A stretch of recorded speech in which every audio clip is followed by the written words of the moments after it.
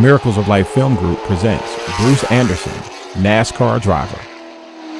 Thank you, sir. You know, we started racing in 2002. We've had a pretty successful run the last few years, and just excited and thankful for the opportunity that we have to be able to do some racing.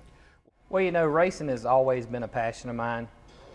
Growing up here in South Boston with South Boston Speedway close by, you know, me and my family, we always went there every Saturday night. It was something that I never dreamed I'd have an opportunity to do.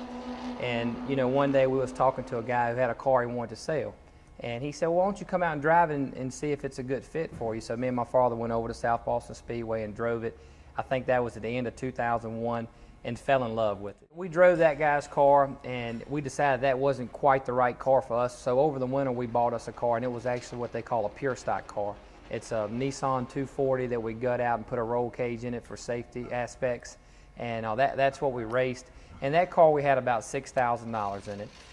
The first year out, we won 5 out of 11 races. Sometimes I think maybe beginner's luck, but you know, we got good equipment, we had good people working on the car, and you know, racing is a lot more than just a driver. It's a team sport. You know, driver gets a lot of the credit, but what happens during the week at the shop and the time and effort that you put into it really is where you get your results from on Saturday night or whenever you're racing. So, you know, we had a lot of good people. We tried to spend up. Bruce beat us the first race and finished second. We're pretty disappointed, but you know, after that as we moved up the racing ladder, we hit some low points. But all in all, you know, since 2002, it's really flew by, and just had some good opportunities and loved every minute of it. What do you like about racing and being a part of Bruce Anderson Racing? We understand that you're with the Motorsports Academy, and that's Dr. Charles Lowry at the STEM Center. Am I correct?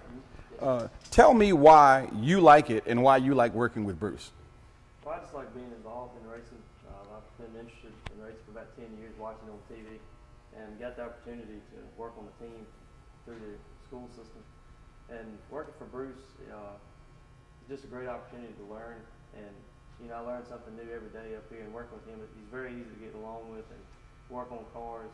And he's always been able to answer a question that I've had and help me learn. And I just enjoy being up here and working with him. Now, we want to talk to some of the young high school students. If they're thinking about doing what you want to do, I imagine you don't have a lot of time for Xbox, No. PlayStation. Girls, can you find some time for them?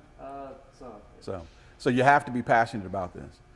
What about schoolwork and your grades? What subjects are important to you for racing? Geometry, and I'm currently taking calculus. And you can, working on the front end of these cars, and then you get back to school and say, well, hey, you know, maybe I could use this on something there, and it makes you pay attention a little bit more and think, well, you know, maybe I can use this in the future. And geometry, you know, I didn't know as much about racing as I did when I was in that class, and now I kind of wish I could go back and take that class over, just so I could apply everything that I learned in that class more to a race car. Yeah, I tell you, Brent, he's a big part of our racing. The gentleman I drive this car for, George Spencer, you know, Brent did help him last year, and then when George brought his car to our team, that's when Brent started helping us full time. He helped us some on their off weeks before, so he's been real involved. But Brent is up here 4 out of the 5 days of the week, and I'm kind of proud of Brent. He's on spring break this week, that's why he's here during the day. But you know, Brent, he's graduating with an associate's degree in college from high school.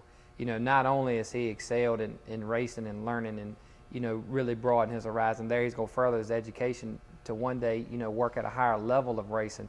But not only that, his grades and, you know, nothing else sacrificing. It says a lot for a young person today to have that much motivation to take what he enjoys seriously and not let school sacrifice. You know, it's been hard for me over the years to trust people enough to work on these cars, because when I drive down in a corner at 120 miles an hour with walls on each side, you know, I've got to know what I asked them to do is done right. The bolts are tight. You know, it's a lot of trust you put in somebody. And I've been fortunate, you know, my crew chief since I started racing is Greg Davis. Greg's been a big part of my racing, and we have a lot of other guys that help us, and you've got to have good people. And for somebody at Brent's age to take it as serious as he does, and for me to be able to put the amount of trust in him that I do, really says a lot about the character of young people. And much to what the media and everybody wants to say, it is good young people out here. Now, you may have to weed through them a little bit more than you used to. Right. But, you know, Brent is a great kid. I think he would be a good role model for any young people coming out of high school. And I'm just fortunate to have him around. Let's talk about that STEM Academy a little bit. I'm sure that you know something about it. Did that really prepare Brent for this? Can you talk a little bit about the association with it and how important that is to Halifax County? Yeah, you know, I actually spoke at the school board meeting the other week on the Motorsports Academy's behalf. You know, I don't feel like it's my place as a citizen to tell the school board where they should and shouldn't spend their money. I hate that it's come to the point to where our government is regulating the money that the school does spend. I hate that some type of education has to sacrifice. But what I can speak on is the fact that the Motorsports Academy has produced good young people and has produced jobs in the county.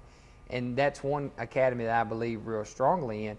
And not only Brent, but other kids. I'm actually the president of the Motorsports. We have a little, not a council, but we have a little meeting group to help better prepare the Motorsports Academy and represent them in the county and stuff. And I'm the president. Is that right? Of that. How can you wear all these hats, man? Where do you get the time? I don't have time. It just a lot of the days I feel like I'm spinning my wheels trying to get it all done. But you know, I fit it all in.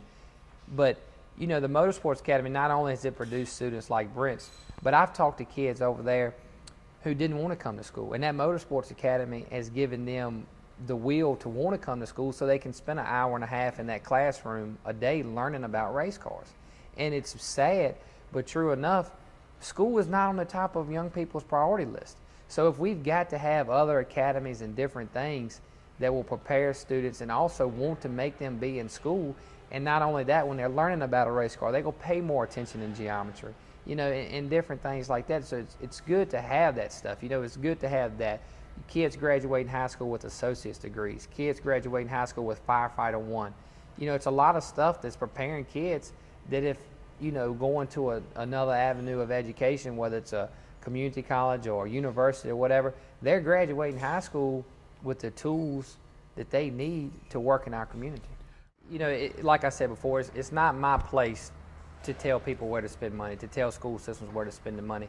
But you know, I think when a student can graduate high school with an associate's degree in college, you know, community college is it's a cheaper way of getting an education than a university. I graduated at DCC with 2 degrees. I have a degree in criminal justice and one with liberal arts.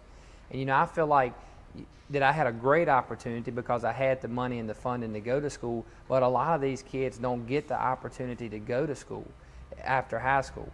And so I think anything we can do to prepare them to work in our community, because we have got to keep the good, smart young people in our community, whether they're working on race cars or they're prepared to do welding after high school or can go to work for fire departments, whatever it takes. Now, I would encourage everybody to go to college, you know, but that's not, some people, when the day they graduate college, they're done with school. And you know, college is not for everybody. So I think the STEM Center, the different academies that our school system offers, I think it's a wonderful opportunity. I'm somewhat jealous of it because the academies weren't there when I was in high school, when I graduated in 2002. And I just hope that all these academies are around when I have children and get the opportunity to be a part of the STEM Center and the academies at Halifax County High School. I think if you're honest with people and you're willing to learn and willing to work hard, you know, you can give me a call anytime and I'll give you an opportunity. And I think it's other people out there, and if you've got a good attitude, you can go to work and you can get a good job, but don't give up. You know, if something bad has happened, don't do something bad again just to magnify the problem. You know, try to find, you know, learn from your mistakes.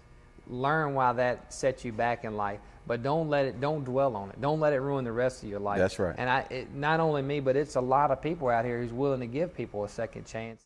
If you go out here and you get a possession charge or you mess up, don't keep doing it. You don't. That's just right. Because you think you're labeled as that, and some people may want to label you, show them why you learned from this mistake. Show them why that mistake made you a better person, better for our community. You know, you'd probably be surprised at some of the harder, more successful people in our community who may have a criminal record or who made bad choices. They probably live a lot, you know, they've been able to turn things around and live a good life and be real successful.